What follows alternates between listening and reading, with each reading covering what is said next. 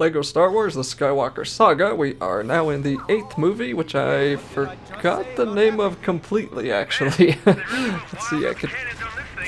Rise of Skywalker? Return? No, that's the second one. What was this one? The Last of the Jedi? Something like that. Okay, whatever. The first level of this movie is all about the Dreadnought, which is also at the beginning of the movie, and I'm a little bit surprised that they managed to turn this into an entire level, but it is pretty short. Yeah, 4 minutes long. It's not long at all, and it's probably a little bit longer with the cutscenes, but of course I have cut those out, and it's like I had 5 seconds in a couple of my previous videos where I didn't talk for 5 seconds and I still got claimed. I was kind of hoping they'd be a little bit nicer, but nope. Gotta talk the entire time or that's just gonna happen, so sorry about that. And the first step is going to be clearing the Dreadnought of all of the guns, and then as usual, because we are flying in space, we have to destroy 10 TIE fighters. Everyone's joined the fleet. We're just waiting on the last few ships. Keep going, Poe. And we're going to get talked at a couple of times by some of the LEGO friends that we have, but, you know, that's kind of how it goes. I don't know why a lot of these LEGO games, it's just games in general, they don't let you have any peace anymore. There's always someone talking to you at all times these days. Alright, so once we clear most of these enemies out, then the First Order Dreadnought's health bar is going to go down, which is kind of weird because we haven't really been directly attacking it too much. But anyway, now it's going to fire a bunch of pretty cool guns and make some fancy explosion at the ships that are flying toward the battle.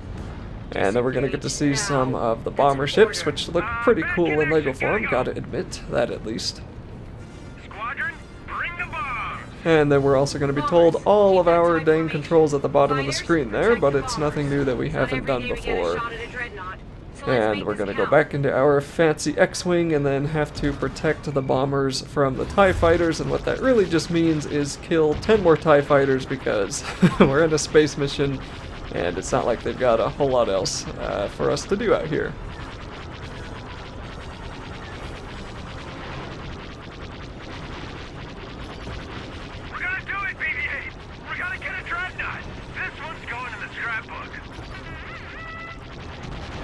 And especially in this ship, we're not exactly controlling it like we were the other X-Wing. I think we actually are still in the X-Wing, but we're like in the first-person view now. So it's kind of wonky because we're flying alongside the bomber ships, and we just have to wait for the X-Wings to sort of be shootable. And a lot of times it tells you that yes, you can actually hit the X-Wing, but then you just end up missing. So it's kind of a weird control thing. You've really got to lead your shots in that part, but once you defeat 10 of them, then a bunch of the bombers are going to blow up because our efforts were kind of pointless in a strange way. And once that is completed and then this cutscene's over with, we're going to be flying next to the bomber, and then we just have to, I think we just have to blow up a bunch of the hangars. I think that's the next step. Yeah, there's going to be other TIE fighters that come out after us, and then I think we have to use some of our proton torpedoes to destroy some of the hangars, yes.